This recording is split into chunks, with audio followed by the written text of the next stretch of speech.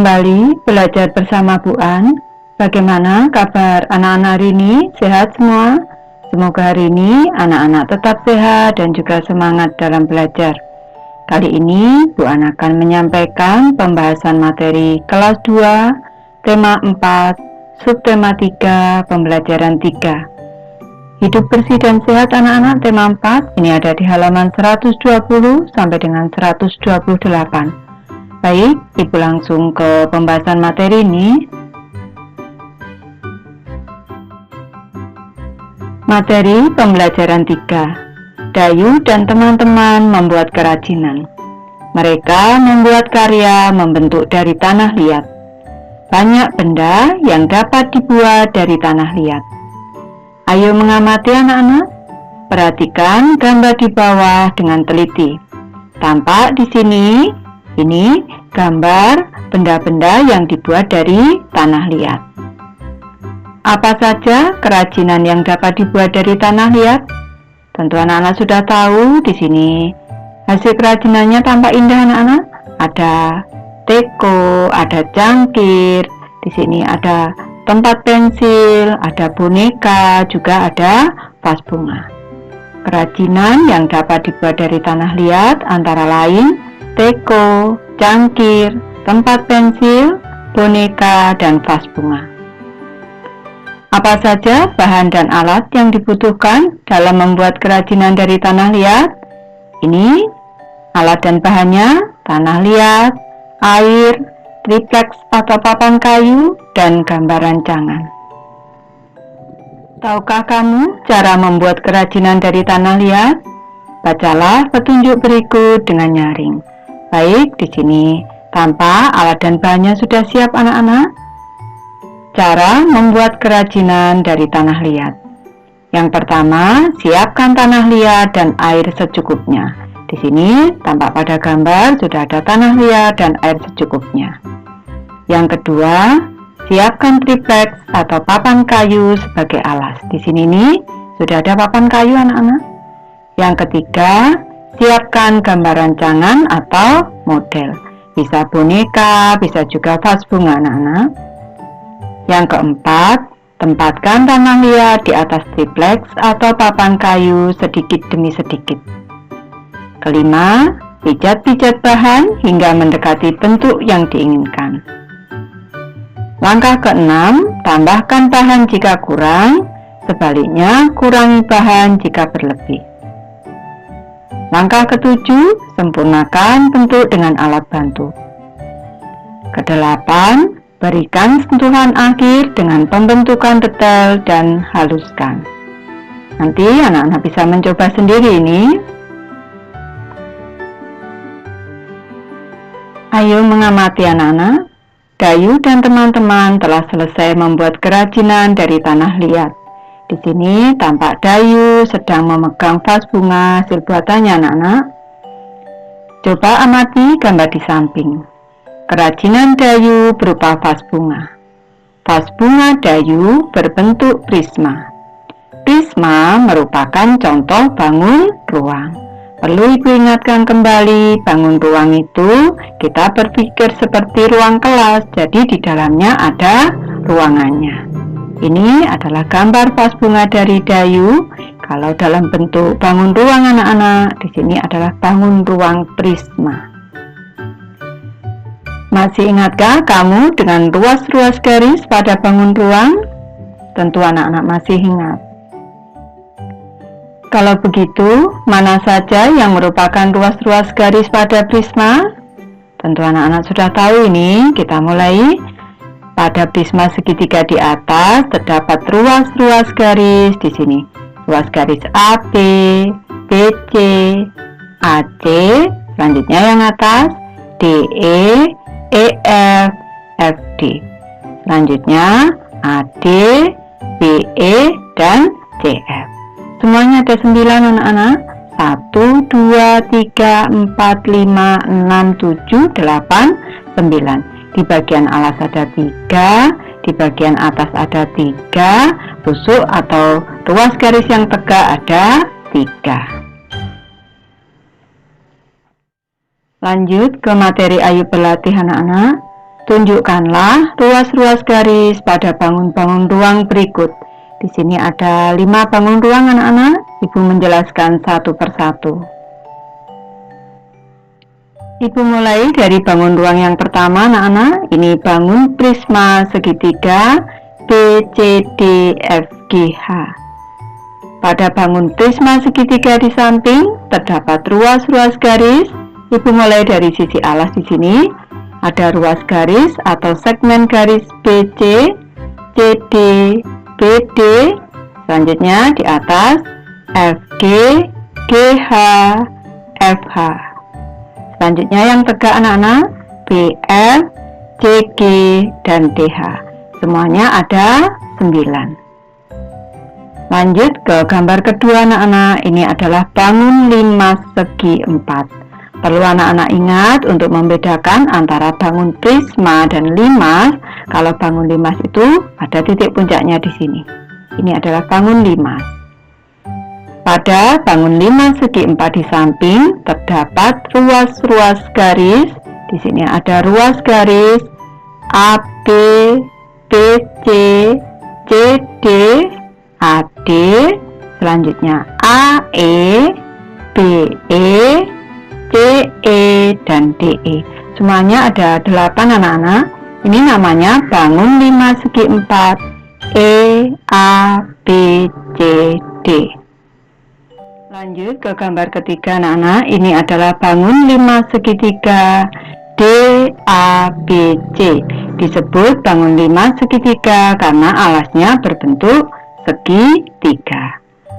Pada bangun 5 segitiga di samping terdapat ruas-ruas garis. Ada ruas garis AB, BC, AC, selanjutnya AD, BD, dan CD.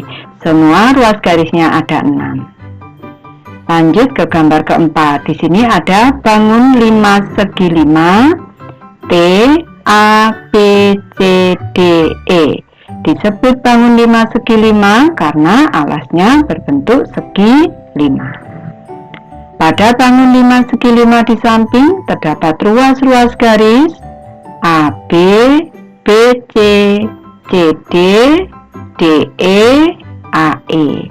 Selanjutnya yang tegak AT, BT, CT, DT, dan ET. Semuanya ada 10 anak-anak. 1, 2, 3, 4, 5, 6, 7, 8, 9, 10. Ada 10 anak-anak. Lanjut ke gambar kelima. Ini adalah bangun prisma segi 5 KLMNO PQRSP. Pada bangun prisma segi 5 di samping terdapat ruas-ruas garis KL, sisi alas anak-anak, KL, LM, MN, NO, dan KO. Ini yang alasnya. Selanjutnya yang atas, PG, QR, RS, ST, PT. Yang tegak selanjutnya KP, LN, MR, NS, OT. Semuanya di sini ada 15 anak-anak. Kita hitung lagi. 1, 2, 3, 4, 5, 6, 7, 8, 9, 10, 11, 12, 13, 14, 15. Sudah tepat anak-anak. Lanjut ke materi. Ayo mengamati. Membuat kerajinan dari tanah liat dapat membuat lingkungan menjadi kotor. Setelah membuat kerajinan, lingkungan harus segera dibersihkan. Dengarkan temanmu membacakan teks percakapan berikut. Baik, ibu yang membacakan, anak-anak menyimak. Teman-teman, tempat kita menjadi becek, kumuh, dan banyak bercak-bercak tanah. Tempat ini harus kita bersihkan kembali. Betul kata Dayu, tempat ini juga berantakan. Kita juga harus merapikannya kembali. Kita amati pada gambar di sini anak-anak.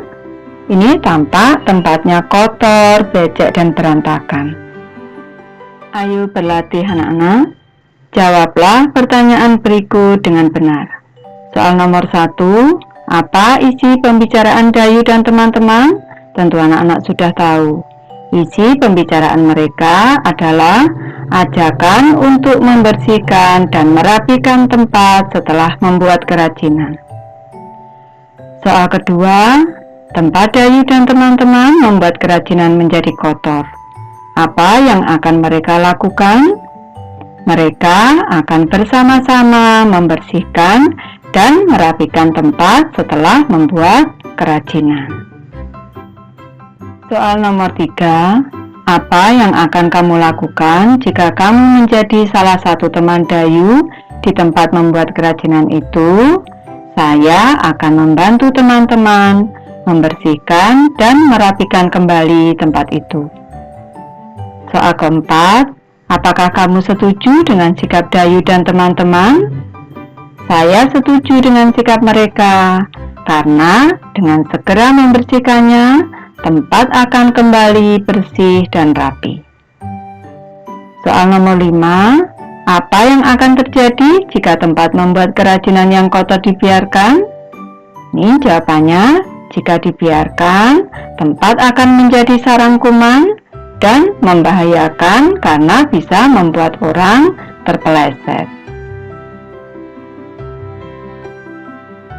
Lanjut ke materi Ayo berdiskusi anak-anak.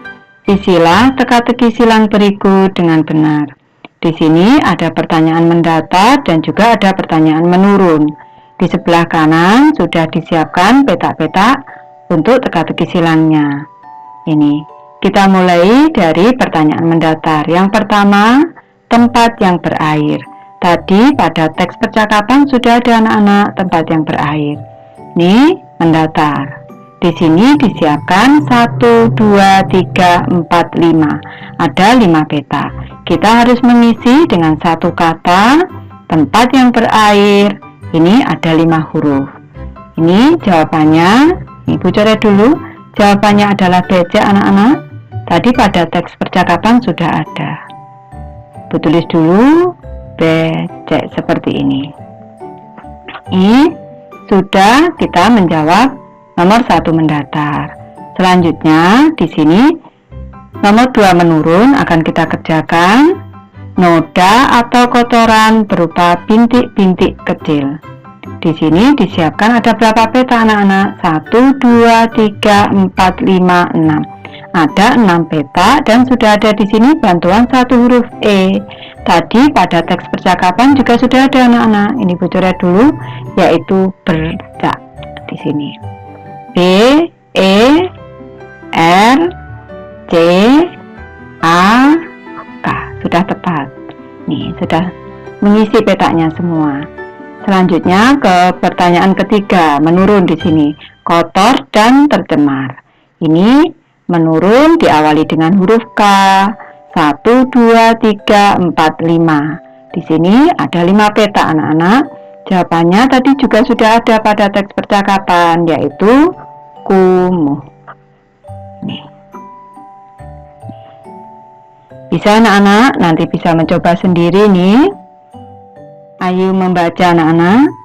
Bacalah teks berikut dengan nyaring. Ibu yang membacakan, anak-anak menyimak. Tempat yang kumuh dan becek harus dibersihkan. Tempat yang kumuh dan becek harus dibersihkan. Tempat kumuh membuat lingkungan bau. Bau tidak enak akan membuat tempat tidak nyaman. Udara di sekitar menjadi tercemar. Pencemaran lingkungan bisa menimbulkan penyakit. Tempat yang becek juga dapat membahayakan diri. Tempat yang becek mengandung air. Jika tidak berhati-hati, saat berjalan dapat terpeleset dan jatuh. Kepala bisa terbentur ke lantai. Oleh sebab itu, kita harus menjaga keselamatan diri. Caranya dengan menjaga kebersihan lingkungan agar tidak kumuh dan becek. Informasi apa yang kamu peroleh dari isi teks di atas? Tentu anak-anak sudah menyimak apa yang Ibu bacakan. Informasi yang bisa diperoleh dari teks di atas adalah Tempat yang kumuh dan becek harus dibersihkan karena bisa menimbulkan penyakit dan bisa membahayakan diri kita. Ayo mengamati anak-anak. Amati gambar berikut dan hubungkan dengan lingkungan di sekitarmu.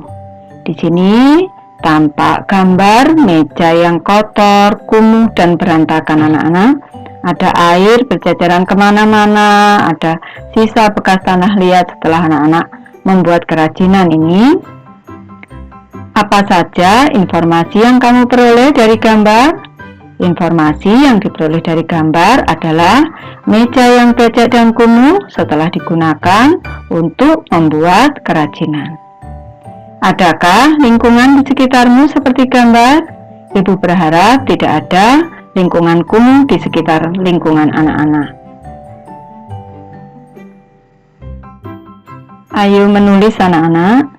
Buatlah hasil pengamatanmu terhadap gambar dalam bentuk laporan sederhana. Tuliskan hasil pengamatanmu pada kolom berikut. Di sini Bu hanya memberi satu contoh saja. Jangan lupa untuk membuat judul teks lingkungan yang becek dan kumuh, L huruf kapital, yang ini Y-nya huruf kecil, becek ini B-nya huruf kapital, dan ini huruf kecil, kumuh K-nya huruf kapital. Tidak perlu diberi tanda titik. Lingkungan yang becek dan kumuh merupakan lingkungan yang tidak sehat. Selain itu, tidak bagus dipandang mata. Tempat yang kotor bisa menjadi sarang kuman dan bisa membuat orang terpeleset. Setelah melakukan kegiatan, tempat harus segera kita bersihkan agar kembali bersih dan rapi. Bacakan laporanmu dengan lafal dan intonasi yang tepat. Nanti anak-anak bisa mencoba sendiri. Ibu sudah selesai membahas materi ini. Terima kasih anak-anak sudah menonton. Semoga ini bermanfaat, membantu anak-anak belajar. Terima kasih.